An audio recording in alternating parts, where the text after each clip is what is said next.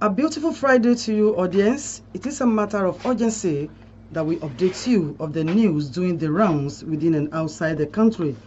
You are welcome to today's edition of In the Papers, coming to you live from no other station but iPower 102.7 FM in Relay or in Ondo State.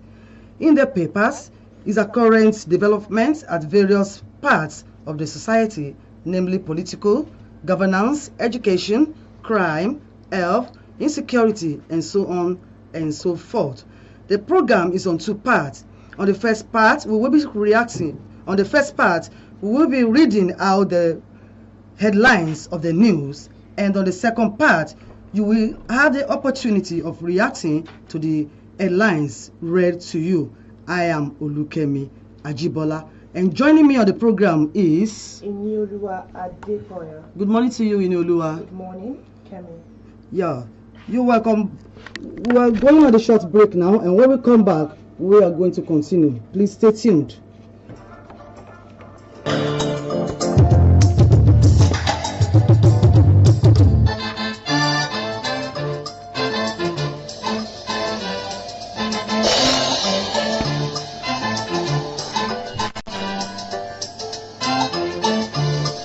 When we have to go on that break that you're talking, just signal to him to put on the busy side so that we can, you know, but we're telling him to go down.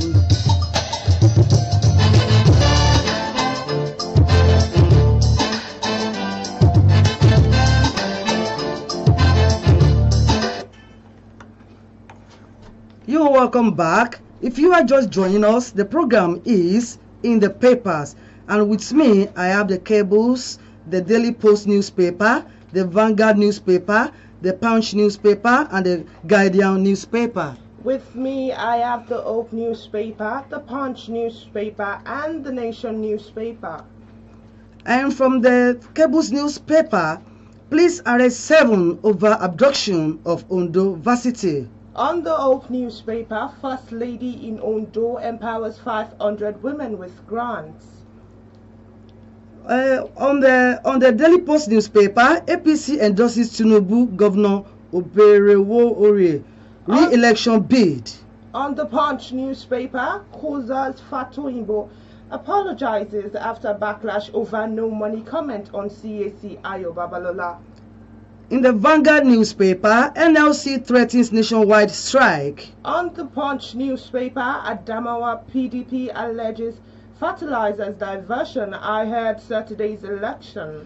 In the Cables newspaper, federal government approves 9 varsities. Still on the Punch newspaper, Monarch decries vandalism, looting of federal government 80-bed hospitals in Oyo State.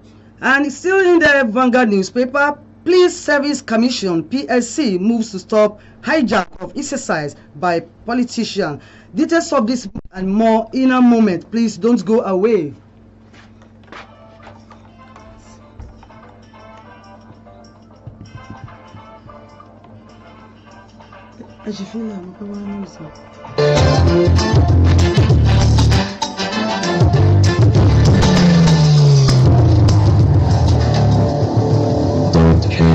Station 102.7 FM.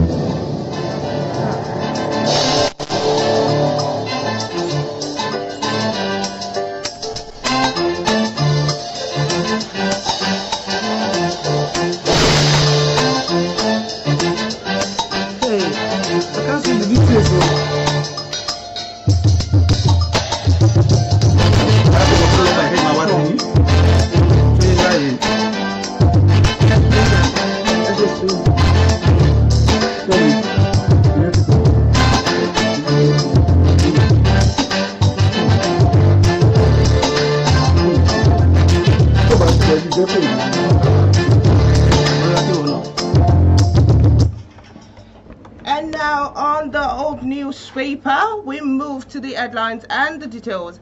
First Lady in Ondo empowers 500 women with grants. And now to the details. First Lady of Nigeria, Senator Oluremi Tinubu, has reiterated that women's empowerment remains pivotal to national development. Speaking at the flag-off of the Women's Empowerment Program at the International Cultural and Event Center, the Dome, Akure, the Ondo State capital, where 500 women from the state 18 local government areas each received 50,000 to boost their businesses. Mrs. Tinubu said the initiative was designed to rekindle hope and strengthen livelihoods. The program, organized in collaboration with the Renewed Hope Initiative, RHI, and Tony Elumelu's Foundation, targets 8,500 women nationwide, 500 from each state and Federal Capital Territory, FCT.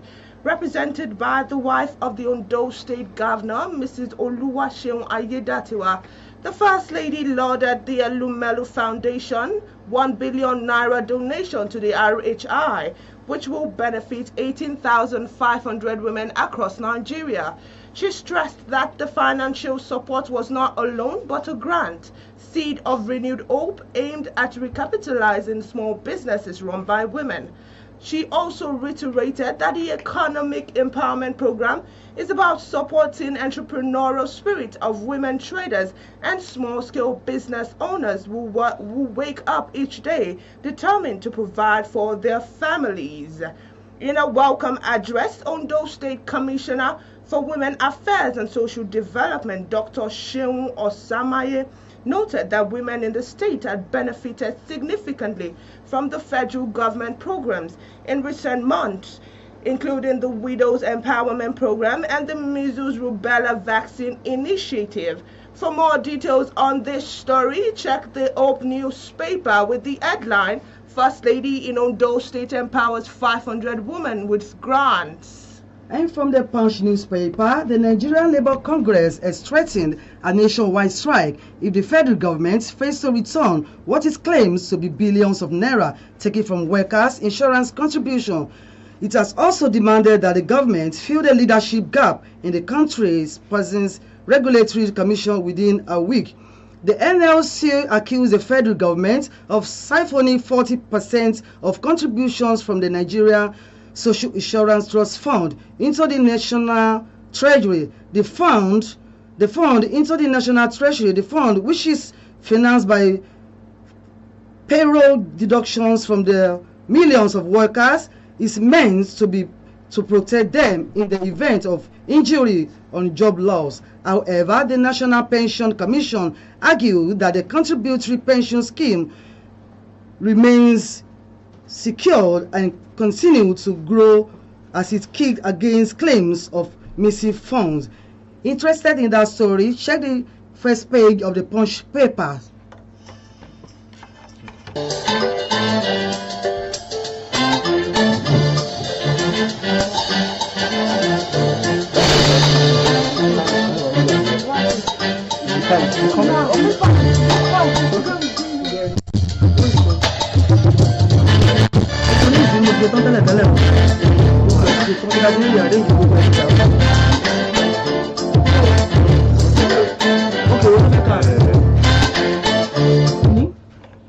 Yes, we take a flight to the Punch newspaper. Kozas Fatoimbo apologizes after backlash over no money comment on CAC Ayo Babalola. And now the details.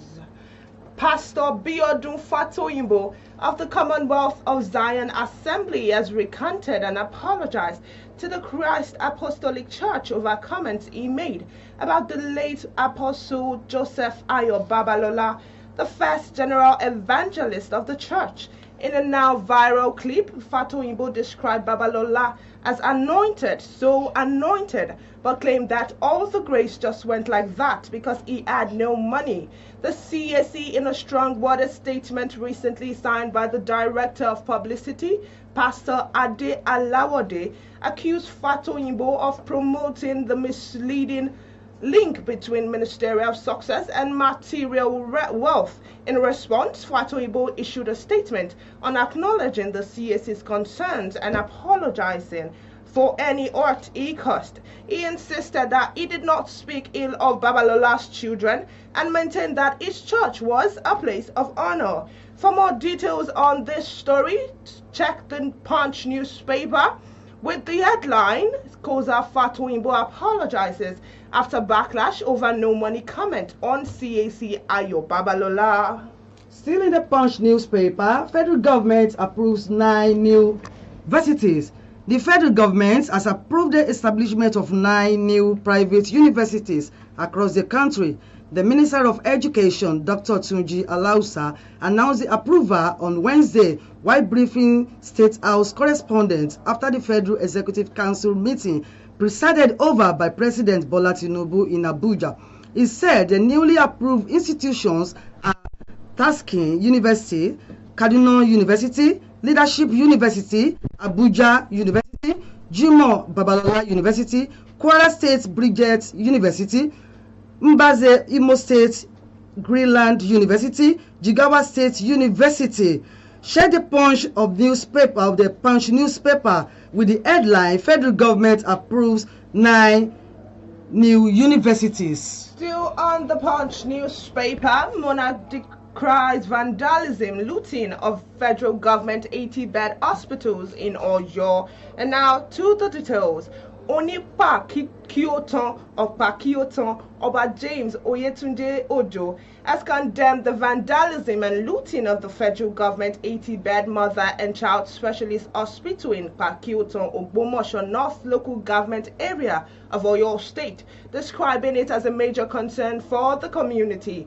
The facility, equipped with beds, drug, laboratory equipment, and other medical consumables, was facilitated by former Minister of Youth and Sports Development Sunday Dare and completed and inaugurated on May 27, 2023 and handed over to the Federal Ministry of Health through the University College Hospital Ibadan.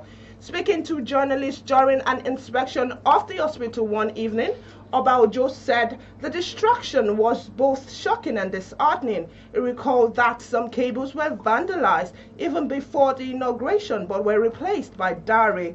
He appealed to the Ministry of Health through UCH to either commence operations immediately or hand over the hospital to the community for proper management. Also speaking, the chairman of Ogbomosho North local government, Ogunlade Gbadegeshe, described the incident as regrettable. For more details on this story, the Punch newspaper has it with the headline, Monarch decries vandalism, looting of FG 80-bed hospitals in Oyo. Now to the Daily Post newspaper. NLPCL reduces fuel price after the Dangote refinery's adjustment. Now the news in details. The Nigerian National Petroleum Company Limited has reduced its premium motor spirits, popularly known as petrol pump price. Report says that NLPCL retail outlet in the Federal Capital Territory, Abuja, has reduced their pump price of 890 naira per litre to 945 naira. The new fuel price has been reflected in NLPCL retail outlets such as Mega Station, Fazi Maya Plaza, Central Area, Wuse Zone 4, Wuse Zone, and other of the filling station in the nation's capital. Interested in that story, check the Daily Post newspaper with the headline, NNPC reduces fuel price after the Dangote refinery's adjustments. Still on the Punch newspaper, Adamawa PDP alleges fertilizers diversion ahead of Saturday's election. And now to the details. The chairman of the Ghanaian local government area, Honorable Farouk Mohammed, has alleged that the ruling All Progressive Congress has diverted 15 trucks of fertilizers and wrappers meant for the flood victim of the Yola South Council to Ghanaian local government for purpose of vote buying. Recent reports say that the Ghanaian constituency by-election in Adamawa State, which has been slated for tomorrow to elect a new member for the State Assembly, has been marred by vote-buying allegations. Farouk insisted that there will be no room for rigging the Ghanaian by-election, alerted the aid security agencies to be on red alert to prevent any action that can cause chaos during and after the election. For details and more on that story, check the Punch newspaper with the headline, Adamawa PDP alleges fertilizers diversion ahead Saturday's election. And moving on to the Vanguard stories, APC endorses Tinubu, Governor Oborowori's re-election bid. Now to the details of the story.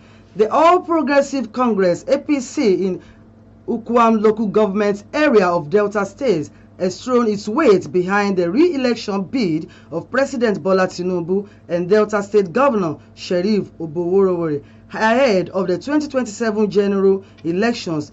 The endorsement was announced in a statement following the enlarged stakeholders meeting held at Obiaruku headquarters of Ukwani local government. Interested in that story, share the Vanguard newspaper with the headline, APC endorses Tinubu Governor Oborowori's re-elections bid.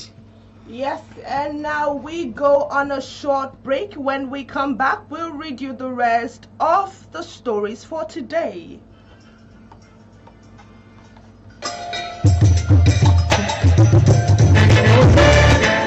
I was going to tell you that I cannot see the rest of the story for you. Just when you want to break it